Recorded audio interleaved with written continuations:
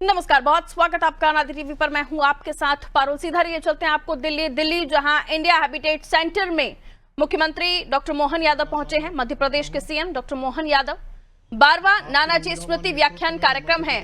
बड़ी तेजी से प्रगति कर रहा है और आज दिन में भी मध्य प्रदेश के मुख्यमंत्री डॉक्टर मोहन यादव इस वक्त मंच पर मौजूद, मंच से ये तस्वीरें आपको दिखा रहे हैं। मैं मंच पे उनका स्वागत करता हूं। इंडिया हैबिटेट सेंटर में एक कार्यक्रम है जिसकी लाइव तस्वीरें इस वक्त आप देख रहे हैं। कि वो मंच पर आए।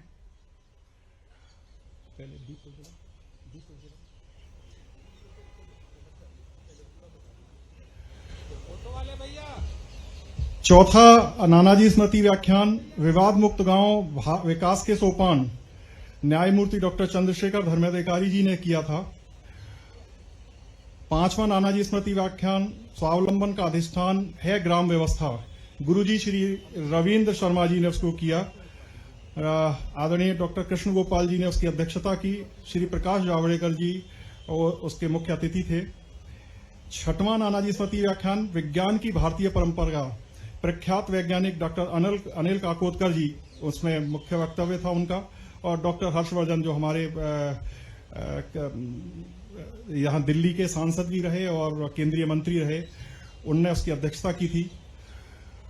7वां नानाजी स्मृति व्याख्यान विकास का भारतीय प्रतिमान, पूजनीय सरसंघ चालक डॉक्टर मोहन राव भागवत जी ने अपना वक्तव्य रखा था, और उस समय के संस्कृति मंत्री डॉक्टर महेश शर्मा, उन्होंने उसकी अध्यक्षता की थी। और रजत शर्मा जी जो मीडिया से हैं, उन्होंने वो मुख्य अतिथि के रूप में उसमें उपस्थित थे। 8वां नानाजी स्मृति व्याख्यान 2018 में भारत के समावेशी विकास में समाज की महती भूमिका। उपराष्ट्रपति थे उस समय श्री एम वेंकैया नायडू, उन्होंने अपना वक्तव्य रखा था। श्री थावरचंद गहलोत जी जो उस समय समाज कल्याण मंत्री थे, अभी कर्नाटक के सम्माननीय राज्यपाल हैं, वो उनकी अध्यक्षता में कार्यक्रम हुआ था। 9वां जो नानाजी स्मृति व्याख्यान था पर्यावरण संरक्षण व संवर्धन में समाज की भूमिका। एनजीटी के चेयरमैन जस्टिस श्री आदर्श कुमार गोयल जी, उन्होंने वक्तव्य रखा था। और श्री हरवंश नारायण सिंह जी जो अपने लोकसभा में, राज्यसभा में अपने उपाध्यक्ष।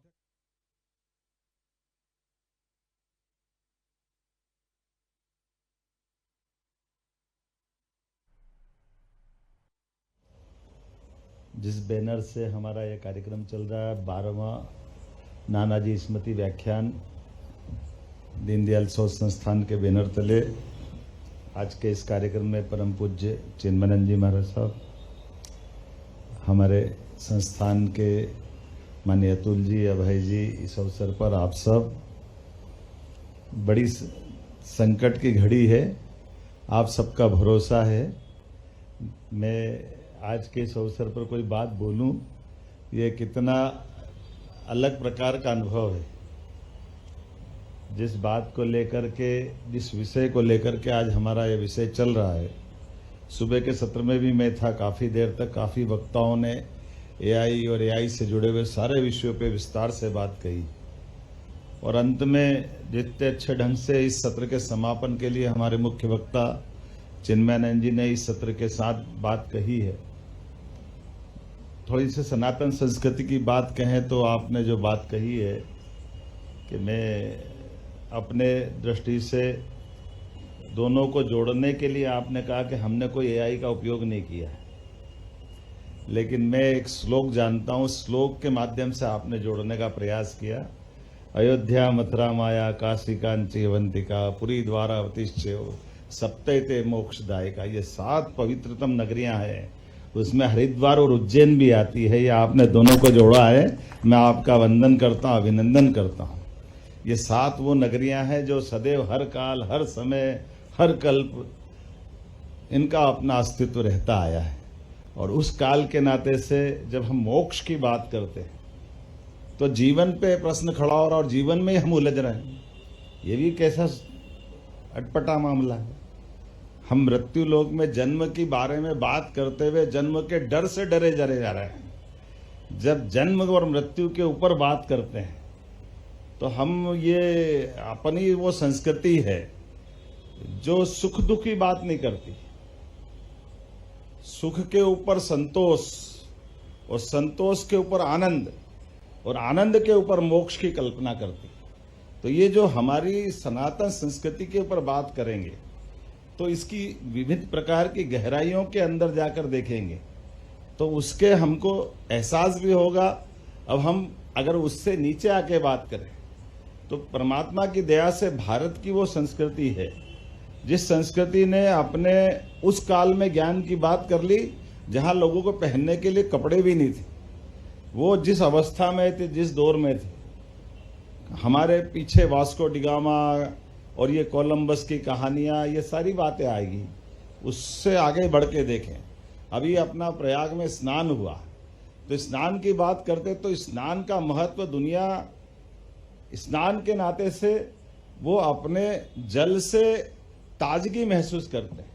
और हम वो संस्कृति के लोग हैं जो जल से हिमयुग के बाद बर्फ पिघली और वहां से जीव की उत्पत्ति हुई और वहां से जीव की उत्पत्ति होकर के हमको हर दिन अपने उस परमात्मा से जिससे हमारी ये पूरी सृष्टि का प्रादुर्भाव हुआ वहां जाने का सुख मिलता है। इसलिए हम हर कुंभ में स्नान करते हैं और स्नान से उस संस्कृति से जुड़ते हैं। वो एहसास हम सबको है। आज के इस अवसर पर मेरी बड़ी मुश्किल है, जब मैं ये बात करता हूं तो मैं अपना दूसरा रोल पे आता हूं जिस पे मैं बात कर रहा था कि आज यहाँ जिस नाते से एक राजनेता के नाते से भी मैं खड़ा हूं और आध्यात्मिक आपने बात कर दी तो मैं अपनी अपनी भूमिका ढूंढने का प्रयास कर रहा था कि आपने, चूंकि आप मनोचिकित्सक है तो आपने मनोचिकित्सक से वो 99 के बाद 100वां ऊँट बांध दिया कि वो बंधेगा कैसे, आपने भावना से बांध दिया उसको। और मैं बैठा बैठा सोच रहा कि मैं अगर खड़ा होता तो क्या करता, मेरे को भी तो ऊँट बांधना था। अब मैं तो मनोचिकित्सक हूं नहीं, मैं तो पॉलिटिशियन भी हूं, तो मेरे दिमाग लगा रहा था तो मैंने अतुल जी रास्ता बताया, मैंने भी ऊँट बांध दिया भाई। उन्होंने क्या कैसे बांधा? अरे बहुत सरल है, अरे 99 ऊँट बंधे हुए हैं, अब 100वां बचा है, दूसरा जो ऊँट खाली उसकी पूंछ से दूसरे की पूंछ बांध दो, अपने आप 2 ही बंधे रहेंगे, चिंता की कोई बात ही नहीं। जाएंगे क्या हमको पूंछ पकड़ना और पूंछ से रोकना, इसी का तो आनंद है। ये हमारी अपनी दृष्टि है, माफ करना। मैं आपकी बात को बढ़ाने के लिए मेरे मन में आया कि इसको क्या करा जाए, क्या करा जाए। तो आप बताओ वो ऊँट हिलेंगे क्या सुबह तक? अरे मैं कह रहा हूं वो महीने भर तक नहीं हिलेंगे। देखे हिले कैसे, पूंछ तो उखड़ेगी नहीं, वो अपने आप बंधे रहेंगे। लेकिन चूंकि आपकी भावना पवित्र है तो आपने आपकी भावना से बात कर दी। अब हम ये सोच रहे हैं कि अमेरिका ने मना कर दिया, वो चाइना करे जा रहा, तो भारत बैठा बैठा क्या करेगा? भारत को तो इधर भी देखना उधर भी देखना, भारत को अपनी चिंता करना पड़ेगी ना। हमारे अपने दर्शन की दृष्टि से भारत ने आध्यात्मिक दृष्टि से, अपने ज्ञान से, अपनी बुद्धि से, मेधा से, अपने आचार्यों से, ऋषि मुनियों से हर काल में अपने अपने नियम बनाए, उस ढंग से जीना चालू कर दिया। लेकिन उस जीने चालू करने में हमने तो नियम पालन करे, लेकिन शक आए। अभी अपना अमृत काल चल रहा है और अभी थोड़े दिन पहले हमने संवत का परिवर्तन हुआ है। अब हमने तो कहा कि साहब हम तो अपने सूर्यास्त से सूर्योदय तक ही हम सूर्य के सामने ही शस्त्र धारण करेंगे, लेकिन जो आ रहा वो क्या कर रहे हैं? उनने कहां से शुरू कर दिया? अकबर ने शासन चलाया, बड़ी बात है, लेकिन अकबर ने पहली लड़ाई लड़ी तो पंजाब के अंदर जिस किले के ऊपर जिस शासक को मारा वो तो सुबह 6 बजे अपना किला चेक कर रहा था ना।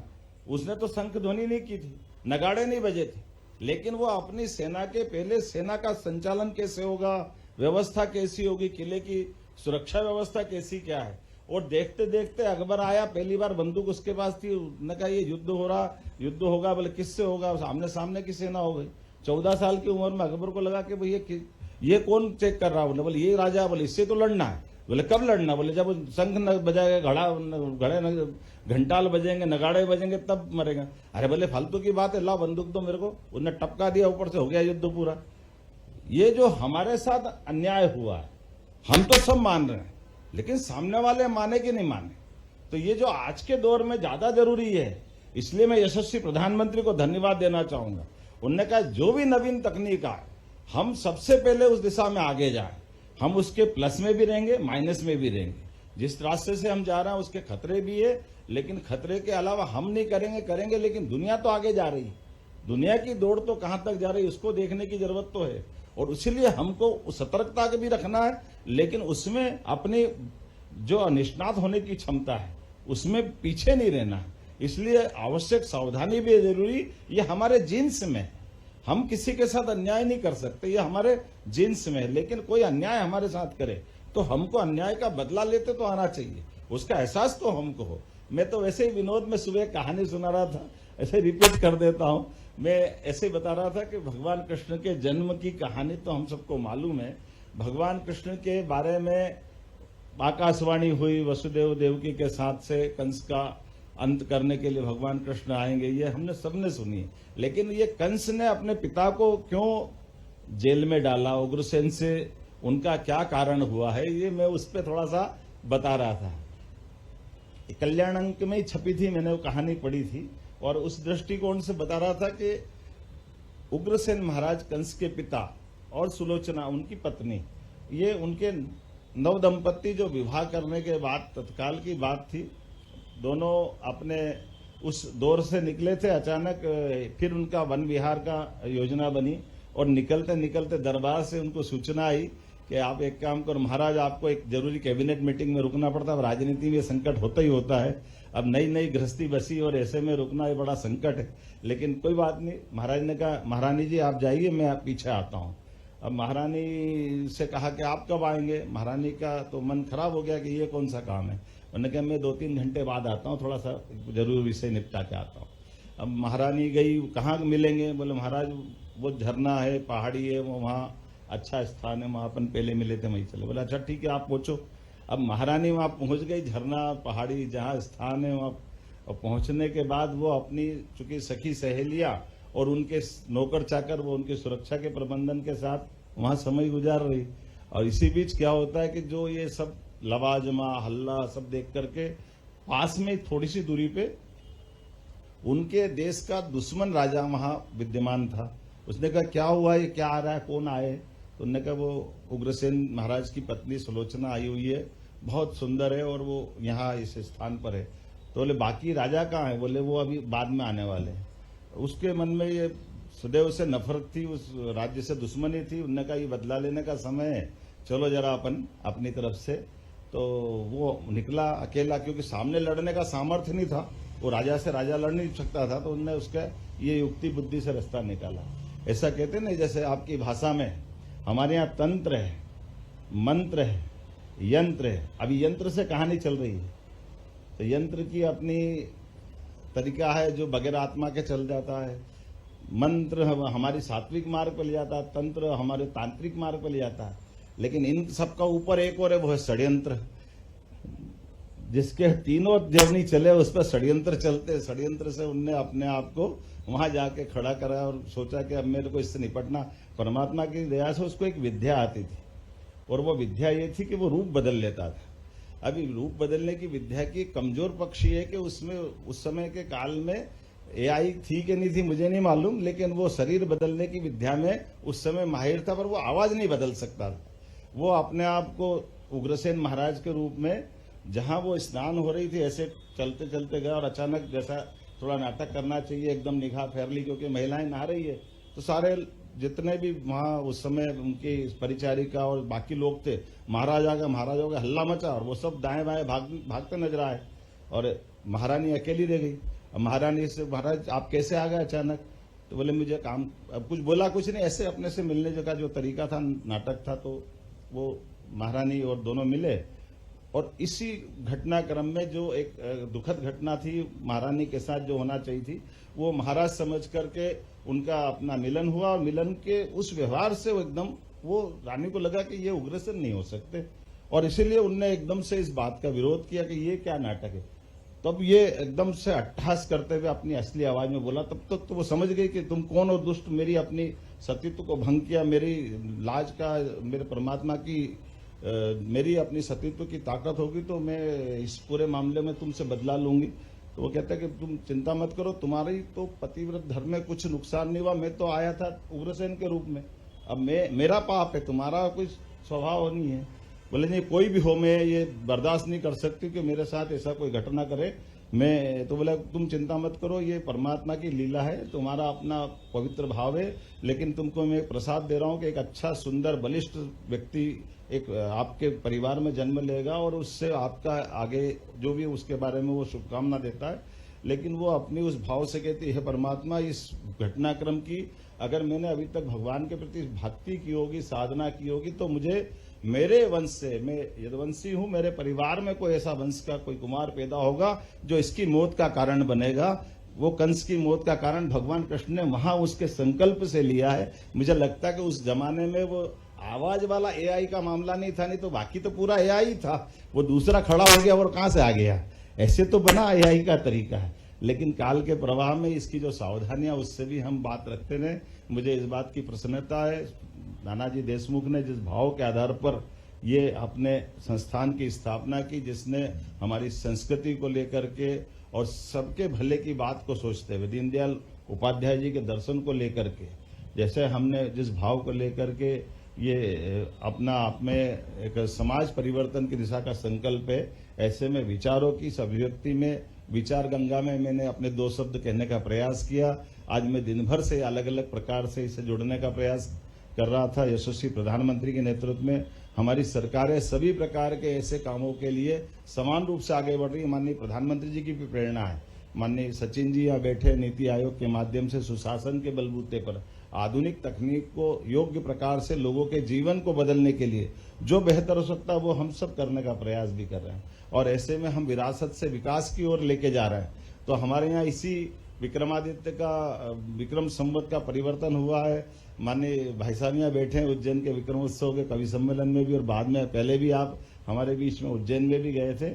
हमने विक्रमादित्य के उस गौरवशाली इतिहास को जीवंत करने के लिए सबके बीच लाने का एक संकल्प लिया है। और उसी विक्रमादित्य की इतनी प्रकार की घटनाएं, इतनी सारी चीजें हैं, उसमें विक्रमादित्य के साथ विक्रम बेताल के लिए चंदा मामा, माफ करना, उनकी तो वो कहानी में मूल भाव जने का ही चला गया। कुल 25 कहानी है, 25 के बाद 26वीं नहीं है, लेकिन चंदा मामा को अपने अंक छापना था तो वो हमेशा सिर फट जाएगा और कहानी आगे बढ़ाते रहते थे। कब किसका सिर फट गया, लेकिन वो कहानी का एक कथानक ढूंढ लिया उनने। असली में 25 कहानियां हैं। और ऐसा माना जाता कि बेताल कोई भूत नहीं है, बेताल विद्वान व्यक्ति है। लेकिन बेताल जैसा होता है कि जब कुछ सत्ताधीश अच्छी सत्ता बिखर जाती है, जैसे वर्तमान में अफगानिस्तान या कई राज्य के और हिस्से अपन देखते हैं, तो जो विद्वान लोग रहते दरबार में होते, साथ जुड़े, वो इधर उधर चले जाते हैं। तो अपना दरबार छोड़ के राजा गर्दभील के समय के बेताल बहुत प्रतिष्ठित व्यक्ति थे दरबार में, लेकिन उस काल में वो वहां से निकल गए। तो जंगल में, ऐसे में विद्वान लोग क्या जंगल में अपना आशियाना बना लेते हैं, तो जंगल में आशियाना बना लेते हैं। लेकिन जब सुशासन स्थापित होता, जब विक्रमादित्य ने सत्ता बना ली, तो सत्ता बनाने के बाद उसके दुश्मनों ने भी निर्णय कर लिया कि विक्रमादित्य को मार करके, युद्ध करके सामने नहीं लड़ा जा सकता है। तो फिर षड्यंत्र चालू कर दिए। तो षड्यंत्र ये हुआ कि विक्रमादित्य को मारना है, तो विक्रमादित्य को मारने के पहले उसके साथ ऐसे उसके राज्य के विद्वानों को भी मारना चाहिए। तो एक तीर से 2 शिकार कैसे हो जाए, इसलिए एक रचना बनी कि जैसे भगवान राम के काल में माता सीता के अपहरण के लिए सन्यासी बनकर के भिक्षा मांगने सीता जी के कुटी पे आया था, ऐसे इस काल में वापस विक्रमादित्य के उस भाव को समझते कि विक्रमादित्य की कमजोरी क्या है, ये वीरता से तो नहीं जीता जा सकता है। तो विक्रमादित्य की एक कमजोरी थी कि उसके सामने जो कोई भी याचक बन के खड़ा होगा, और वो अगर साधु वेश में है तो वो तो और श्रद्धा से, तो उसकी जो इच्छा वो पूरी करने के लिए तत्पर हो जाते हैं। तो विक्रमादित्य के सामने जो आया, उसने कहा कि उस समय नरबली चलती थी कि मुझे नरबली चाहिए। तो नरबली क्या चाहिए, उन्होंने कहा वो बेताल है, वो आपके नगर के आगे जाकर के मुझे उसको लाके दो, उसकी बलि चढ़ाना है। और ये कहानी का मैंने लघु रूप में बताने का प्रयास किया कि वो बेताल को मांग करके फिर बेताल के पता क्या है ये सब समझा देता है। बेताल के लिए विक्रम जाता, विक्रम बेताल से बोलता कि मुझे आपको ले जाके देना है। वो साफ दिल का आदमी बता देता क्यों बुला रहा है, बोले मुझे वहाँ एक साधु को देना है, वो आपकी बलि चढ़ाना चाहते हैं। उन्होंने कहा बेताल बोलता विक्रम से तुम भोले हो। वो एक एक करके 20-25 कहानी सुना करके वो विक्रम की भी परीक्षा लेता, क्योंकि विक्रम से भी पहला परिचय है। तो विक्रम की बुद्धिमत्ता क्या है, विक्रमादित्य को तोलता, और ऐसी 25 कहानी कहते कहते पूरा षड्यंत्र समझ जाता है। फिर वो आखिरी में बोलता है बेताल के विक्रम मैं प्रसन्न हूं तुमसे, तुम सुयोग्य व्यक्ति हो, मैं तुम्हारे साथ चलने को तैयार हूं, लेकिन जहां मेरे को ले जा रहा वो षड्यंत्र ऐसा ऐसा, वो तुम्हारी हत्या। बोले कैसे? बोले वो तुम्हारी हत्या कर दे। बोले कैसे कर देगा? बोले तुम मेरे को बांध के ले जाओगे और वो बलि के बहाने तुमको ला रहा है, लेकिन बलि के बहाने ये षड्यंत्र के जैसे ही साधु को कोई भेंट दी जाती है तो वो भेंट ऐसे नहीं लेता जो भिक्षा में होती है। हमारी परंपरा के पहले प्रणाम करना पड़ता है। तो वो आपसे कहेगा कि ले आए? बोले हाँ ले आया। तो बोले प्रणाम करो। जैसे तुम प्रणाम के लिए झुकोगे वो तलवार से तुम्हारी गर्दन काट देगा और फिर मेरी गर्दन काट देगा, क्योंकि मैं बंधा हुआ और वो तुम्हारे सामने आ जाएगा। तो वो बोले विक्रम को जैसे उसके दुश्मन का पता चलता तो उसका अपना जो रूप है रौद्र रूप आ जाता है। तो बोले मुझे क्या करना चाहिए? तो उन्होंने कहा मेरे को तुम ले तो ऐसे ही चलो, लेकिन जब ले जाकर उसके सामने पहुंचोगे वो कहेगा प्रणाम करो, मैं लेऊंगा नहीं भिक्षा है। तो वो कहेगा कि मैं तो तुम कहना मैं राजा हूं, मेरे को प्रणाम करना नहीं आता। तो वो कहेगा मैं तुमसे बोला कि तुम करके बताओ कैसे करेगा। जब वो करेगा तुम उसकी गर्दन काट देना, तुम भी जिंदा रहोगे हम भी जिंदा रहेंगे, दोनों काम पूरे हो जाएंगे। तो ये विक्रम बेताल की वो घटना 25वीं कहानी से ऐसी पूरी होती है। ऐसे कई प्रसंगों को हमने महानाट्य के माध्यम से विक्रमादित्य काल को पुनः अपने सबके सामने लाने के लिए प्रयास किया है कि विक्रमादित्य का युग ऐसा माना जाता है कि राजा राम का युग है। उसे उसमें उनकी वीरता की, दानशीलता की, सहनशीलता की, उनकी अपनी संस्कृति पे, विरासत पे, इतने प्रकार के जीवन की जो प्रेरणा है वो सारी की सारी चीजें हमको दिखाई देगी। तो मैं एक निवेदन करता हूं कि आपके माध्यम से अपने गुरुकुल से भी जो आपने इस विषय के अपने जिन जिज्ञासु बंधु हैं उनको भी आप भेजें, और आप सबसे मैं निवेदन करता हूं कि विक्रमादित्य के उस महानाट्य में भी आप सब भी पधारेंगे। मेरी अपनी ओर से आप सबको इस पूरे इस कार्यक्रम में 2 शब्द मैंने बोलने का प्रयास किया, जाने अनजाने कुछ ऊंचा नीचा बोला तो माफ करना। बहुत बहुत धन्यवाद।